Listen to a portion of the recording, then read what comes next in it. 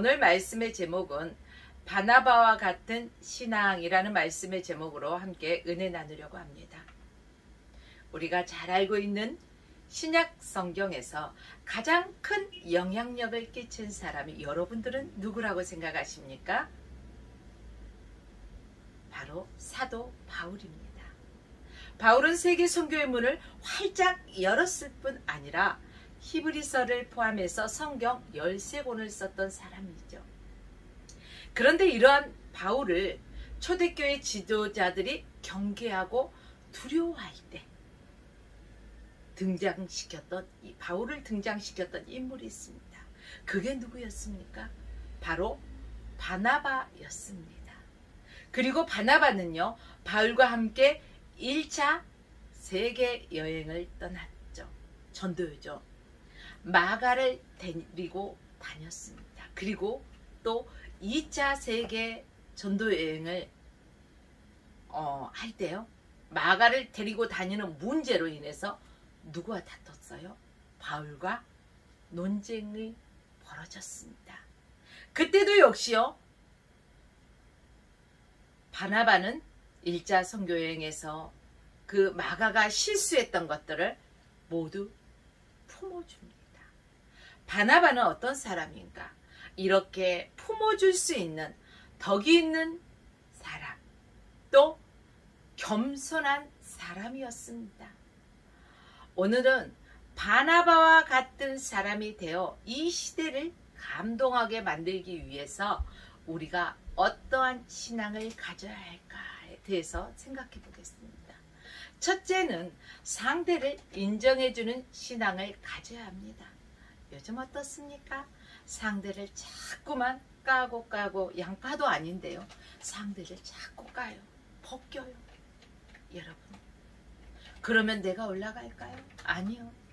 상대를 있는 그 자체를 인정해 줄 줄 아는 그러한 신앙인이 되어야 된다는 것입니다. 바나바는요, 바울에 있는 그 모습을 그대로 인정하고 세울 줄 아는 사람이었습니다. 본문 26절로 27절 말씀을 다시 한번 우리 읽어볼까요? 방송실 말씀 좀 띄워주세요. 26절과 27절 한 목소리로 읽겠습니다. 시작. 사울이 예루살렘에 가서 제자들을 사귀고자 하나 다 두려워하여 그가 제자됨을 믿지 아니하니 바나바가 데리고 사도들에게 가서 그가 길에서 어떻게 주를 본 것과 주께서 그에게 말씀하신 일과 다메섹에서 그가 어떻게 예수의 이름으로 담대히 말하던 것을 말하니라. 그렇습니다. 사울을 두려워하고 그 누구도 사울이 예수님의 제자가 됐다는 것에 대해서 믿지 않을 때 그 중간 다리 역할을 누가 했다고요? 바나바가 중간의 역할을 잘 해주었습니다.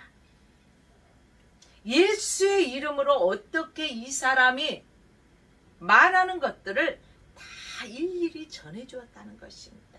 한마디로 바나바는 바울이 다메섹 도상에서 부활의 주님을 만난 후 그가 자신 안에 바로 예수님을 모시고 또 충만한 성령의 충만함을 믿어주었고 인정한 사람이 바로 바나바였다는 것입니다.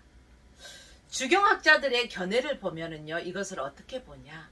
바나바가 바울을 추천한 것은 바울이 그만큼 능력이 있기 때문이다, 이런 의견도 있고, 또 바나바가 현재가 아닌 미래를 볼 수 있는 어떠한 통찰력이 있기 때문에 바울을 세우지 않았나, 이러한 의견도 분분합니다. 그러나 그보다 더 정확한 이유는 바나바는 어떤 사람이라고요? 겸손한 사람이었기 때문입니다. 그렇습니다. 저는 바나바와 같이 우리 모두가 겸손한 사람이 되어지길 원합니다. 다른 사람을 인정하고 세워줄 줄 아는 사람이 되어지길 원합니다. 보통 사람들은요, 사람들을 대할 때 그대로 보지 않고 어떻게 봅니까? 대체적으로 다 그렇지는 않습니다만 색안경을 많이 끼고 바라보고 또 시기심을 가지고 바라보기도 합니다. 나보다 잘 나간 사람이 있다면은요, 자꾸 시기심이 생겨요. 그래서 자기가 좋아하는 사람에 대해서는 아주 장점을 크게 부각을 시키고 아주 거기에 과장법까지 써가지고요, 과장하면서 그 사람을 얘기를 하지요. 그런데 반대로요, 내가 싫어하는 사람에 대해서는요, 아우 그 사람, 그러면서 그 사람의 단점을 자꾸 부각시킵니다. 여러분은 전자입니까? 후자입니까? 타인의 장점을 부각시켜주는 사람입니까? 단점을 부각시키는 사람입니까? 왜 사람들은 이럴까요? 사람들은요, 누구든지 자기만의 세계가 있기 때문에 자기가 더 높아지고 더 드러나기를 원하기 때문에 그렇습니다. 자기 중심적인 그러한 모습이 있기 때문에 그렇습니다. 사랑하는 여러분, 바나바는요, 바울의 장점을 부각시켰습니다. 저와 여러분들도 이 바나바처럼 타인의 장점을 부각시킬 수 있는 우리 모두가 되기를 원합니다. 사람과 사람이 만났을 때 아유 꼬락서니가 뭐야, 좀 이쁘게 좀 입고 오지, 이거보다는 오늘 어쩜 이렇게 예뻐 보여? 와, 아주 빛이 난다. 어우 좋아. 칭찬할 게 보이지 않으면은 오늘 옷 색깔 끝내준다. 아우 오늘 어쩜 얼굴이 이렇게 반짝반짝해. 장점을 자꾸 찾아서요, 칭찬해 주는 거, 이것도 습관이 되는 거예요. 처음에는 억지로 하지만 이게 한 번, 두 번 하다 보면요, 상대에게 보면은 단점을 찾으려고 눈이 반짝반짝 하는 게 아니라 아, 저 사람에게 오늘은 무엇을 칭찬해 줄까라는 그러한 거. 바나바도 아마 그런 사람이 아니었을까, 제 개인의 생각입니다만, 여러분, 우리 믿음의 사람들은 주님의 사랑으로 사실에 직면하는 것이 어려운 일이라 할지라도 그것을 다 받아들여야 하는 것입니다. 그러므로 우리는 있는 그대로를 받아들이고 인정할 때 사람을 키울 수 있는, 또 사람을 살릴 수 있는 것이라는 것을 믿으시기 바랍니다. 두 번째는 보증이 되는 신앙을 가져야 됩니다. 보증. 우리는 무언가를 보증한다는 거 어떻게 생각하십니까? 깨름직하게 생각합니다. 나 보증 싫어. 왜? 그것을 책임져야 되거든요. 만약에 사태에 의하면 내가 뒤집어 쓸 수 있다는 생각 때문에 보증이라는 것을 쓰기 싫어합니다. 그렇죠. 성경에 보면은요, 담보나 보증 쓰는 것을 하지 말라고 했죠. 그러나 오늘 여기에서 말하는 보증은 신앙의 보증입니다. 바로 바나바가 바울을 소개할 때 다메섹 도상에서 주님을 만난 바울, 이가 어떻게 변하였고 또 지금 현재는 어떻게 예수님을 전하는지 믿지 않는 사람들에게 내가 보증할 수 있어. 이가 이렇게 이 다메섹 도상에서 주님을 만난 후에 이렇게 변했어. 내가 보증해. 이렇게 신앙의 보증이 될 수 있는 바나바를 사도 바울은 만났죠. 26절 말씀에 보니까요, 이렇게 기록되어 있습니다. 사울이 예루살렘에 가서 제자들을 사귀고자 하나 다 두려워해요. 왜 두려워했을까요? 왜? 너무 똑똑해서? 너무 잘나서? 아니요.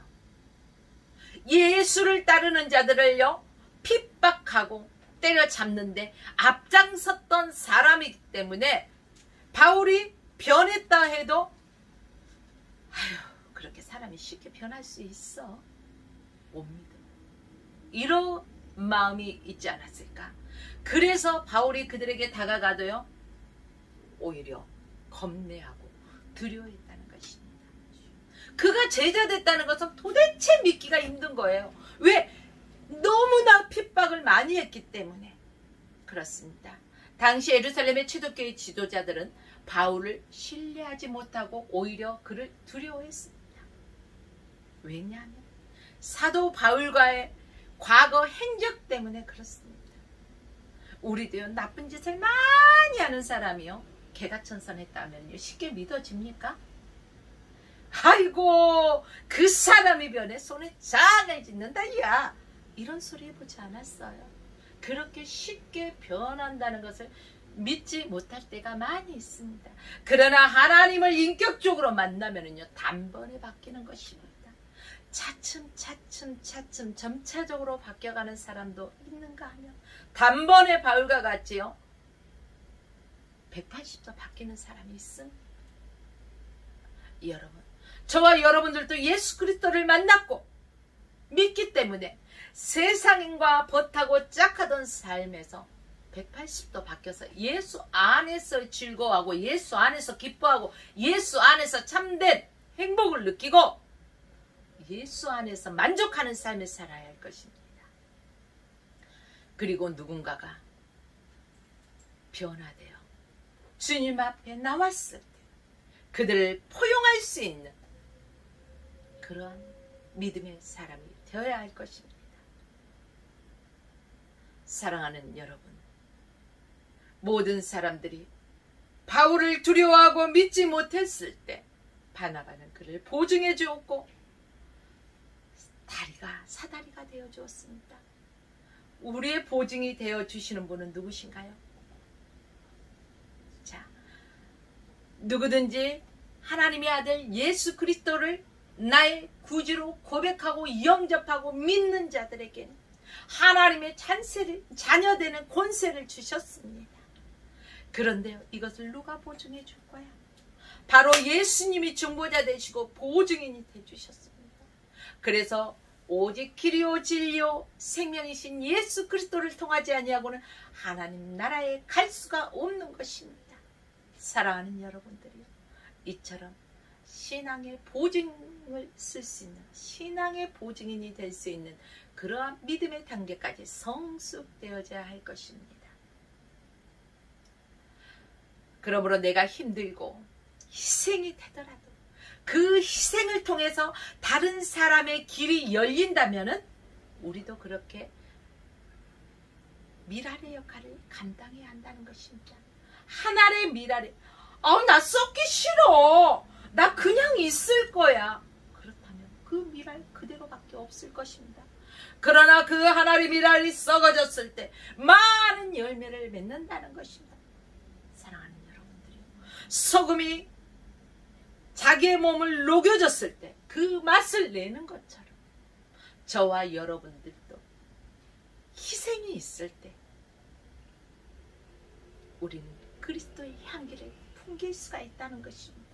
무의미한 희생이 아니라 그리스도 안에서 하나님의 영광을 위한 일에 희생하는 우리가 되어야 할 것입니다. 미랄의 역할을 감당해야 할 것입니다. 부활하신 예수, 바로 누구에게 나타났습니까? 베드로에게 나타났습니다. 요한복음 21장을 여러분들 한번 쫙 예배가 끝나면은요, 읽어보십시오. 거기에 보니까 베드로에게 부활하신 예수님이 나타나셨습니다.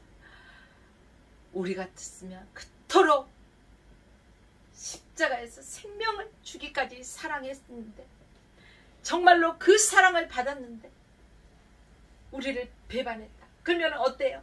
내가 정말로 다시는 내가 내 생명도 너에게 주었는데, 내가 너 죄값을 지불하기 위해서 십자가를 졌는데, 그 위에서 물과 피를 다 쏟았는데 네가 말이야 나를 부인해, 나를 배신해, 이렇게 하시지 않았다는 거예요. 우리 사람들이 이렇잖아요.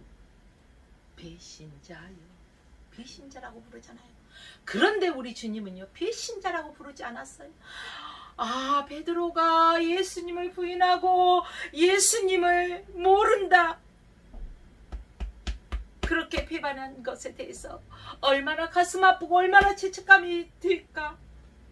그의 마음을 헤아리고 베드로에게 찾아가서 뭐라고 말씀하십니까? 질책이 아닌 요한의 아들 시몬아, 내가 다른 사람들보다 나를 더 사랑하느냐? 내가 주를 더 사랑하나이다. 내 양을 먹이라. 요한의 아들 시몬아, 내가 나를 사랑하느냐? 또 물으십니다. 뭐라고 말합니까? 내가 주를 사랑하나이다. 내 양을 치라. 아니, 한 번, 두 번 물으셨을 때는요, 아주 자신있게 대답을 했는데 또 물으셔요. 요한의 아들 시몬아, 내가 나를 사랑하느냐? 또 물으시는 거예요. 아니, 내가 틀렸나 어쨌나, 왜 자꾸 똑같은 말씀을 물으실까? 아마 그런 고민을 잠깐 해보지 않았을까요? 베드로가 뭐라고 말합니까? 내가 주를 사랑하는 것을 주께서 아시나이다. 여러분, 사랑을 하면은 말로 표현하지 아니하여도 그 사랑이 밖으로 표출이 됩니까? 안 됩니까?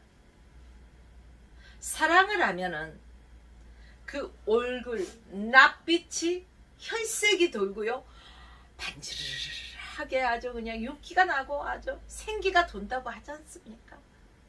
그래서 말하지 않아도 숨기려고 해도 그 사랑하는 사람, 쟤 누구 사랑하나 봐, 요즘 뭔가 달라졌어, 뭔가 변했어. 우리 사람들도 알잖아요. 이 사랑하는 마음, 바로 베드로는 내가 주를 얼마나 사랑하는지 주께서 아시잖아요. 이렇게 대답을 합니다. 그때 내 양을 먹이라. 또 이렇게 말씀하시죠. 아마 부활하신 주님이 베드로에게 나타나지 않으셨다면, 이러한 질문을 하지 않으셨다면, 질책하셨다면 베드로는 어떻게 살아갔을까요? 그러나 우리 주님은 질책하지 아니하시고 자신을 배반하였던 그런 베드로에게 찾아와서 내 양을 먹이라, 이렇게 다시 사명을 주셨습니다. 최고로 믿는 것은 하나님의 세계 비전, 즉 사명을 주는 것입니다. 그렇습니다. 예수님이 믿어주고 밀어줌을 통해서 베드로 같은 인물이 나왔다는 것입니다. 그러므로 우리들도요, 저와 여러분들도 신앙생활 하시는 분들, 믿어주고 밀어주고 이끌어주는 우리 화평교회, 이러한 인물들이 난다면 얼마나 좋겠습니까? 우리 화평교회 모든 성도들은 서로 신앙 안에서 믿어주고 밀어주는 우리 모두가 되시길 주의 이름으로 축복합니다. 사랑하는 성도 여러분, 19세기부터 20세기까지가 산업화 시대였다면 21세기는 무슨 시대일까요? 정보화 시대라고 말합니다. 그리고 산업화 시대는요, 개미 사회라고 말하죠. 왜요? 그만큼 부지런함과 성실함이 있으면 인정받아. 열심히 하겠습니다. 그러면 등 탁탁 두들기면서 그래, 열심히 해봐, 이렇습니다. 그런데요, 정보화 시대에서는요 달라요. 정보화 시대에는 아이디어와 지식이 인정받는 시대입니다. 그래서 열심히 하겠습니다. 그러면요 어떻게 변했냐? 열심히 한다고 되는 게 아니야. 잘해야 돼. 확실하게 보여줘봐. 내 능력을 보여줘봐. 정보화 사회라는 것입니다. 사회에서 가장 중심이 되는 것은 정보를 많이 가지고 있어야 된다는 것입니다. 그러므로 산업 사회처럼 부지런을 하다고 되는 것만은 아닙니다. 정보화 시대는 전략과 분석이 필요합니다. 그래서 정보의 독점력이 아주 중요합니다. 그래서요, 기자들도 보면은요, 독점, 아주 독점해서 그 기사를 쓰기를 원하고, 방송들도 독점해서 어떠한 이슈들을 송출하기 원하고, 이 정보는 데이터를 많이 가지고 있을수록 유익하다는 것입니다. 이게 재산이라고 말할 수 있어요. 지금은 정보 공유의 시대라고 말할 수 있습니다. 높은 자리가 중요한 것이 아니라 어떤 위치에 있든 간에 그 자리에서 중심이 되는 것, 바로 정보를 많이 알고 있고 이 정보를 공유할 줄 알아야 된다는 것입니다. 그리고 중심이 되는 사람이 위해서라면은 섬기는 사람, 공유한 사람, 또 베푸는 사람, 나 때문에 사는 사람을 있게 만들어줘야 한다는 것입니다. 그러므로 우리 화평교회 성도 여러분, 또 화평방송 시청자 성도 여러분들은 많은 정보, 가짜 정보 안 됩니다. 바른 정보를 많이 가지고 또 나 혼자만 아는 게 아니라 공부해서 뭐 할래? 공부해서 남 줄래? 그렇습니다. 남 주는 것입니다. 많은 지식을 가지고 많은 정보를 가지고 다른 모르는 사람들에게 자꾸 알려주세요. 공유하라는 것입니다. 우리 유튜브 이렇게 주의 복음의 말씀이 선포되면은요, 유튜브에 들어가서 공유를 눌러서 나와 이 말씀을 들으면 좋겠다 하는 사람들에게 카톡으로 보내주잖아. 이게 정보 공유에 속한다는 것입니다. 또한 베푸십시오. 웅켜 잡으려고 하면은 어때요? 없어지는 거예요. 자꾸 주고 베푸는 자의 삶. 쓰면은 없어질 것 같죠. 이건 세상적인 방법입니다. 그러나 하나님의 법칙은 더 풍성해진다는 것입니다. 내가 이러한 삶을 살 때 나 때문에 살만 나는 사람들이 많아진다는 것입니다. 그런 의미에서 바나바는요, 베풀고 섬기는 사람으로서 아마 이 21세기의 정보화 시대의 사람이라고 해도 과언이 아닐 것입니다. 따라서 우리가 주목해야 할 것은 21세기는 높고 낮음이 중요한 것이 아니라 중심이 되는 사람이 되어야 한다는 것입니다. 세 번째는 세운 사람을 통해 사역의 지경을 넓혀가는 신앙을 가져야 한다는 것입니다. 본문 28절로 30절 말씀을 보겠습니다. 사울이 제자들과 함께 있어 예루살렘에 출입하여 또 주 예수의 이름으로 담대히 말하고 헬라파 유대인들과 함께 말하며 변론하니 그 사람들이 죽이려고 힘쓰거늘 형제들이 알고 가이사랴로 데리고 내려가서 다소로 보내니라. 그렇습니다. 바울이 예루살렘으로 돌아와서 말씀을 전할 때 가장 당황했던 사람들이 있었어요. 어떤 사람이 당황했을까요? 모르시겠어요? 자, 바울이 사울이었던 삶에서 바울로 변화되었죠. 이 바울이 사울이었을 때 예수를 핍박하는 자, 예수를 따르는 자들을 핍박하러 다녔잖아요. 그런데 어느 날 보니까 와, 가는 곳곳마다 예수를 전하는 거예요. 복음의 말씀을 전하는 거예요. 이때 가장 당황을 했던 사람이 옛날에 저 사울이 나와 함께 우리와 함께 저 예수를 따르던 사람들을 핍박했던 우리 편이었던 사울이 아니었냐? 근데 저가 어떻게 지금은 예수를 증거해? 말이 돼? 당황스러워. 이거 어떻게 표현해야 돼? 아마 이러지 않았을까요? 예루살렘 초대교회 지도자들은요, 당시 유대 사회의 엘리트 계층의 지식인들이었던 헬라파 유대인들에게 약했다는 것입니다.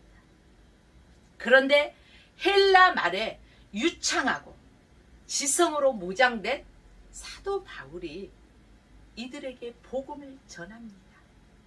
그 결과 초대교회의 복음 사역이 더 넓어지게 되었습니다. 이러한 언어의 능력과 지식은 하루아침에 쌓이는 것이 아닙니다.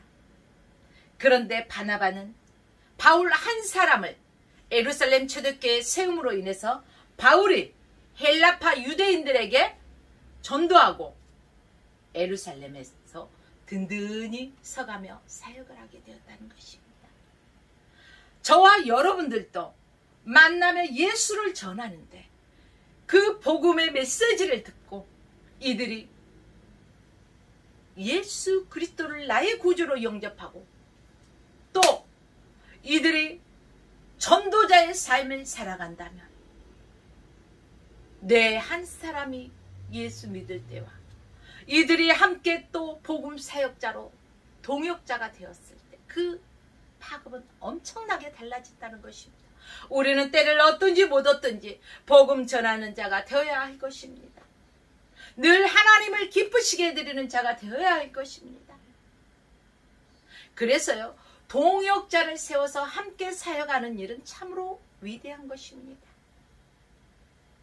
그런데요, 동역자를 세워 함께 사역하면은 내가 저 사람을 세워주면은 저 사람에게 내게 있던 나를 따르고 정말로 이랬던 사람들이 저 사람에게 조금 가면 어떡하지? 마음이 나누어지면 어떡하지? 이러한 라이벌 의식 생긴다는 이러한 분들도 계셔요. 그래서 사람을 세우지 않는 분들도 계신다는 거죠. 그러나 만약에 바나바가 바울을 세우지 않았다면, 바나바가 신앙의 보증인이 되어주지 않았다면 바울과 같은 사람이 어떻게 있었을까요? 여러분, 내가 동역자를 세워준다고 해서 내가 없어지는 게 아닙니다. 함께 성장하는 것입니다. 라이벌이 생기는 것이 아니라 내 인생의 지경이 넓혀지는 것입니다. 내게 없는 부분을 이 사람이 채워줄 수 있고 저 사람에게 없는 것을 내가 채워진다는 것입니다. 서로 상호 보완작용을 하는 거죠. 그래서요, 하나님의 사람들은 홀로 서는 독불 장군이 아니라 함께 연합하여서 동역자들이 하나님 나라를 세워가는 것입니다. 우리 화평방송도 한 사람이 이끌고 나가는 것이 아니라 하나님이 주인 되시고 믿음의 대본 되신 예수 그리스도만을 바라보면서 하나님의 자녀들이 하나님께서 주신 달란트들을 가지고 있는 많은 사람들이 화평방송을 통해서 함께 연합하고 주의 영광을 위해서 나아가는 것이 바로 화평방송입니다. 화평교회 성도 여러분들도 바로 하나님의 영광을 위해서 함께 연합해야 한다는 것입니다. 모이자 그러면 모이고, 전도하자 그러면 함께 나가서 전도하고, 기도합시다 그러면 기도하고, 이 모든 것이 함께 이루어져야 한다는 것입니다. 이러할 때 사역이 아주 광범위하게 펼쳐진다는 것입니다. 여기 바나바의 사역은 동역자와 함께하는 사역이었음을 여러분 기억하십시오. 절대 동역자를 세운다 해서 라이벌이 생긴다는 의식은 버리십시오. 사역이 함께 커지는 것을 이 시간에 다시 한번 일깨워지기를 원합니다. 따라서 이 시대는 강점은 바나바와 같은 일꾼을 세우는 것입니다. 바나바처럼 일꾼을 세우는 것에 우리가 최선을 다해야 한다는 것입니다. 여러분, 21세기 정보화 시대, 즉 거미줄과 같은 웹의 시대에 우리 화평교회 성도 여러분, 그리고 화평방송 시청자 성도 여러분들께서 동역자들을 세워줌으로 바나바와 같은 영적인 거인들이 되시기를 주의 이름으로 축복합니다. 여러분들은 교회에서 신앙생활하면서 저 사람이 얼마 전까지 예수 믿는 사람들을 비판하던 사람인데 어느 날 갑자기 보니까 한동안 안 보다 보니까 할렐루야 하면서 주님을 찬양하면서 열성적으로 주님을 증거하는 성도들을 목격해 본 적 있습니까? 이런 것을 목격했을 때 역시 하나님은 살아서 역사하셔. 그래, 하나님이 하시는 분, 우리는 포기해도 하나님이 포기하지 않으셨구나. 이제 하나님이 포기하지 않으신 사람들을 우리가 포기하지 말자. 함께 연합하자. 이러한 여러분들로 변화되시기를 바랍니다. 이렇게 극적으로 회개하고 주님 앞에 돌아온 사람들은요, 모태신앙 가진 사람보다 더 큰 충격과 영향력을 끼치는 것을 볼 수가 있습니다. 모태신앙을 가진 사람들 다 그렇지는 않습니다.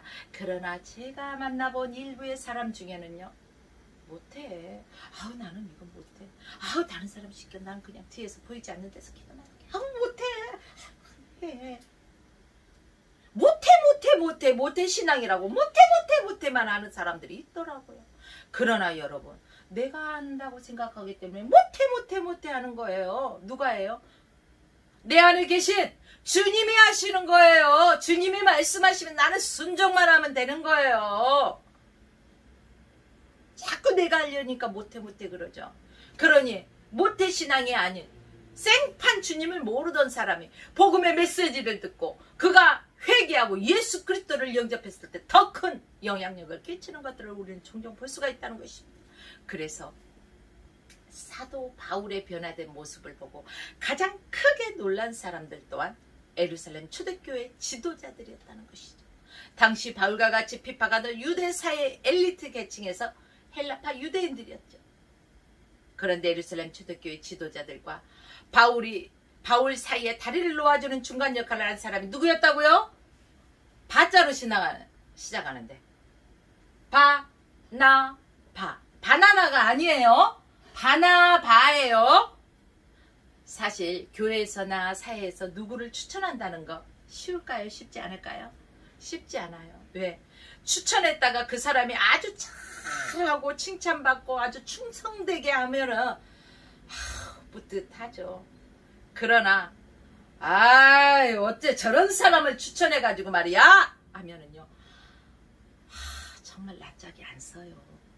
그러기 때문에 누군가를 추천한다는 것은요, 쉽지 않는 일이에요. 중매도요, 쉽게 말해서요, 중매를 잘하면 옷이 생긴다고 하죠. 그런데 중매를 잘못하면 뭐예요? 뺨이 석 대를 맞는다고 합니다. 여러분, 이렇게 누구를 소개한다는 것은 매우 신중해야 되고 어려운 일입니다. 더욱이 요즘처럼 서로가 서로를 신뢰하기 힘들죠? 어렵죠? 겉모양은 아주 반지르르하게 꾸며놨는데 그 속사람까지 반지르르 하나요? 모르잖아요. 그렇기 때문에 몰라요. 그래서 우리 속담에 이렇습니다. 10길 물속은 알아도 한길 사람 속은 도대체 모르겠어. 그런데 그 도대체 모르겠는 사람을 소개한다는 게 어려운 거예요. 그러므로 믿을 수 있는 능력이 있고 인품이 갖추어진 사람을 추천하려면 바로 바나바처럼 영적으로 사람을 분별할 줄 아는 그러한 눈을 가져야 한다는 것입니다. 내가 영적으로 늘 충만하고 영적으로 분별할 수 있는 사람이라면요, 기도하고 그 사람을 추천할 수가 있어요. 그렇지 않는다면 함부로 추천했다가 뺨이 세대 팍팍팍. 여러분, 우리가 오늘 바나바에게서 배울 수 있는 것이 무엇이었습니까? 여러분, 오늘 말씀을 통해서 그냥 시간만 때우셨어요? 아니죠. 바나바에게 배울 수 있었던 건 뭐예요? 자기보다 낮은 사람이 나타났을 때 그를 세우기를 좋아했고, 또 온유한 사람이었고, 겸손한 사람이었고, 인품을 갖춘 사람이었다는 것을 우리는 배웠습니다. 솔직히 말해서 사도행전의 기록을 검토하면 바나바는 바울을 추천하고 그를 곁에서 도와주다가 조용히 역사의 무대 뒤로 사라진 인물이라고도 할 수 있어요. 저명은 누가 받아요? 바울이 받았잖아요.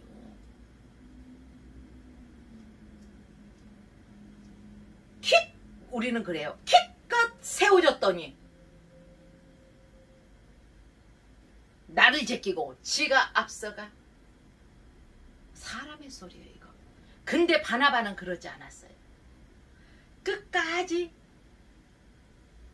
무대 뒤에서 보이지 않게 바나바를 세워주고 밀어주고 얼마나 훌륭합니까? 우리 사람들은 자꾸 누군가에게 보여지고 인정받으려고 하고요. 그래서 교회에서 봉사할 때도요, 목사님 눈에 가장 잘 띄는 것만 봉사하려고 하지. 주방에 봉사, 화장실 봉사 보이지 않잖아요. 이런 거 안 하려고 하더라고요. 보니까 여러분, 누가 인정해주면 되는 거예요? 사람에게 인정받으려고 바나바가 그랬습니까? 아니에요. 주님 한 분이면은 만족하잖아요. 주님이 보이고 계십니다. 사람은 비록 보지 않더라도 주님이 바라보시고 주님이 기억하십니다. 주님께서 훗날 주실 상급이 더 많을 것입니다. 사랑하는 여러분들이요, 우리가 인격적인 면에서 보면 바나바는 바울보다 훨씬 더 훌륭한 인물이라고도 할 수 있습니다.